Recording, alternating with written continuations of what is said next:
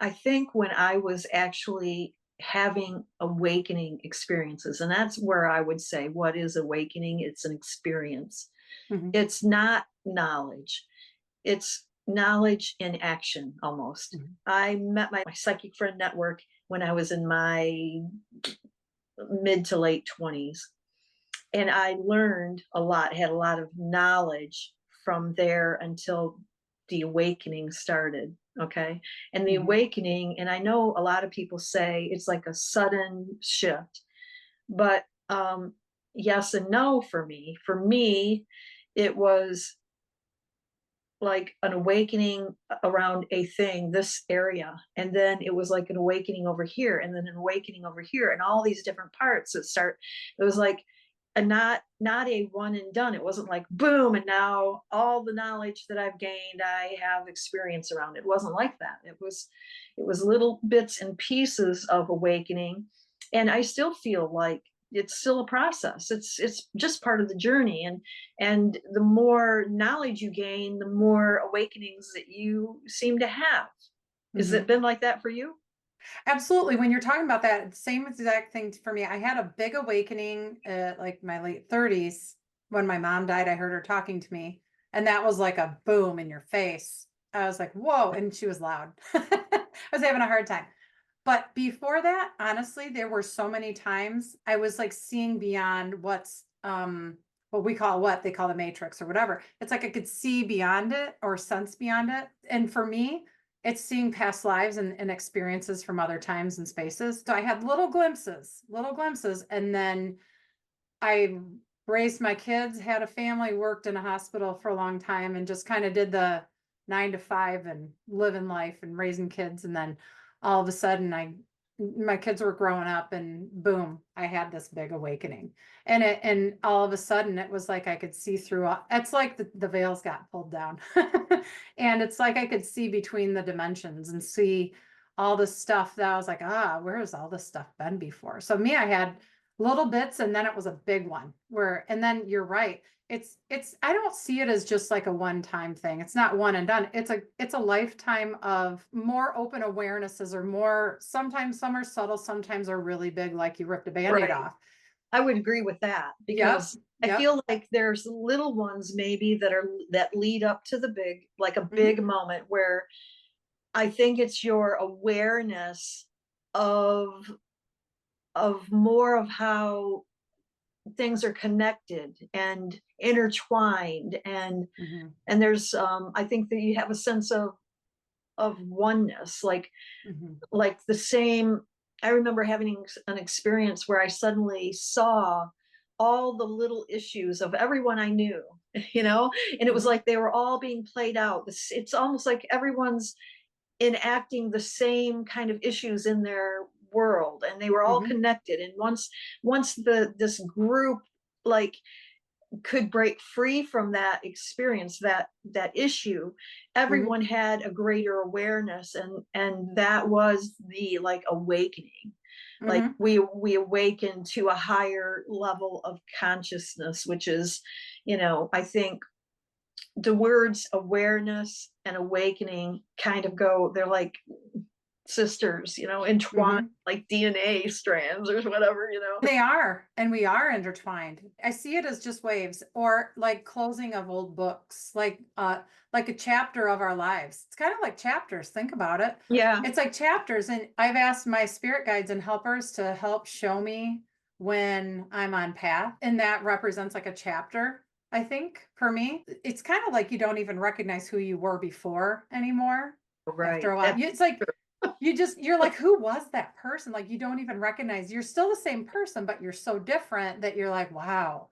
And so it's really fascinating when you go through these waves of ascension, I would say, right. I call them waves of ascension, but they're now showing me it's like chapters. And it's like, okay, I'm done with this chapter. I'm moving on to another space within my life, whether that means a new opportunity or just a new way of being or just being more open. And each time you step into a new phase of that phase of life, phase of chapter, whatever you want to say, It's like you're more awake, you're more open, and you're more connected. I want to say too that the Uh-huh. awakening, I feel like this is the process of moving from just third dimensional thinking and being Mhm. into the fifth dimensional thinking and being. And so these little awarenesses, I think, are just how the whole world, I see the whole world kind of ascending in that way, like in phases. And I actually had a vision where I saw like little light bulbs coming on. I was seeing like the earth from, say, above the United States. And Mhm. I was seeing these little light bulbs come on. And then I was seeing it like spread across the continent Mhm. and then jumping continents. It's almost, like a magic wave of this awakening. I don't know if that's Mhm. how it's happening or not, but that's the vision was little individual sparks of people kind of waking up a little bit Mhm. and recognizing that there's more going on here than what we had previously imagined. and Mhm. um and then it's like contagious in a way. Mhm. And I've seen it too. And I see it as a flower of life pattern over the whole globe, over the Mm, whole cool. earth. And I see the pinpoints, but there's more coming online. And that means more and more people are waking up. They're seeing beyond the veils. Beyond,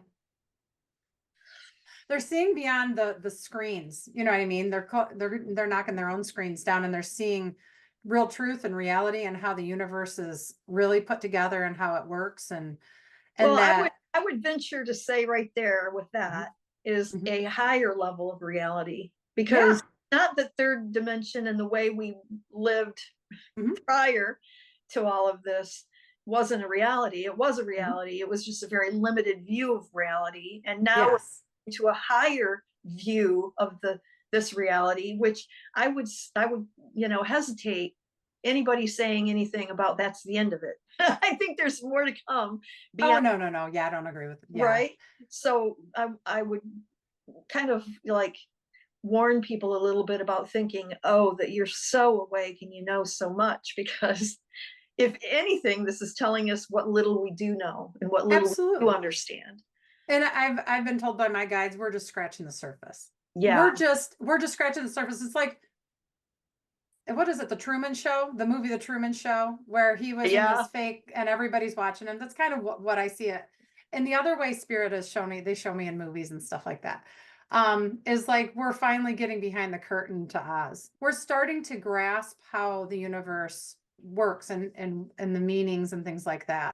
It doesn't mean everything is going to be sunshine and rainbows and perfect. We're here to do work and we're here to have experiences, and it doesn't mean that people who have gone through an awakening are perfect at all. No. No. No, and Not I at think that all. that's where a lot of people, this is what a good point. A lot of people think that, we have every answer to everything or, that's not the case. No. We're learning as we go and we're being shown with our own divine guidance and our intuition. We're being shown how to live a healthier, happier life within ourselves. One thing too is about learning to be within, yourself in the now and not so worried about future or past. Slowly we learn to live without so much attachment to everything and Mhm. control. The fact that we learn that we really don't have control. We can manifest, but we don't have control over everything. And really, I think that the biggest lesson for me in my awakening process is to learn that you can let go of having control and allow the universe to guide you with your intuition, with your gut instinct.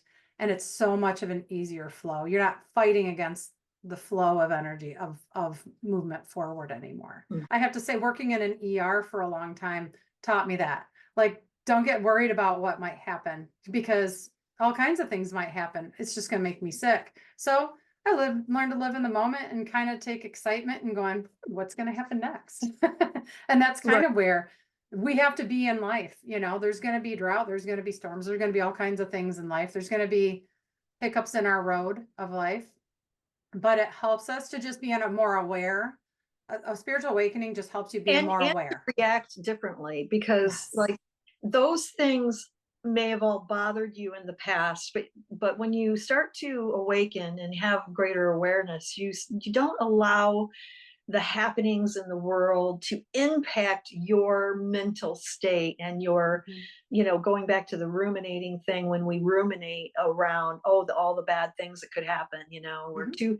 too far in the future when we're feeling anxious, and we're too far in the past when we're feeling depressed. If we can bring ourselves back into this moment and respond differently to the Mhm. events that are taking place rather than having a reaction to them, Mhm. then you are having some breakthroughs, right? You're advancing towards that fifth dimensional living. We're trying right now, I feel like most people, and I'm sure there are people on the planet who are already doing it, but where I'm at Mhm. anyway, is that I'm still trying to find the footing around embodiment of that awakening. Like, Mhm. how can I stay more present, more in this moment, less worried about the future, and don't even think about the past anymore. That's a lot easier these days to not think about the past. Mhm. And basically not to be anxious about the future so much either. But there's still Mhm. this level of like where you're trying to find ways of incorporating it to every scenario of your life, not just Mhm. your home relationship or your work relationships or your whole life Mhm. has to move into that space where you're able to embody that fifth dimensional. It's lighter, it's Mhm. brighter, it's more joyous, it's Mhm. less concerning about everything. It's feeling, I think it gives you more of a sense of actually being in control of your life, even though, like you said, you don't really have control over everything Mhm. because things are happening at a, super conscious level where we're Mhm. all collaborating at that level to create Mhm. scenarios to help with this awakening. Mhm. But finding that way of being what you now know. Mhm.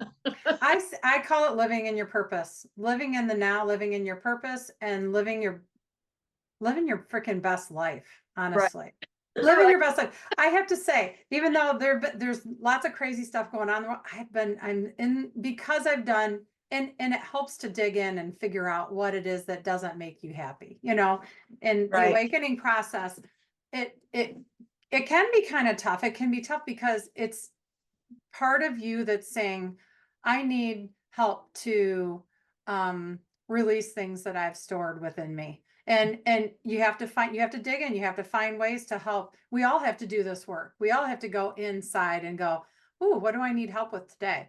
And sometimes that's all kinds of different things. But that's what that awakening process does. It forces you to go, I can't look away any longer. I need to look at what's going on in me and what is it that I need to know? That's the biggest question. If somebody ever wants to know, what is it that I need to know or see? And it'll come up to you.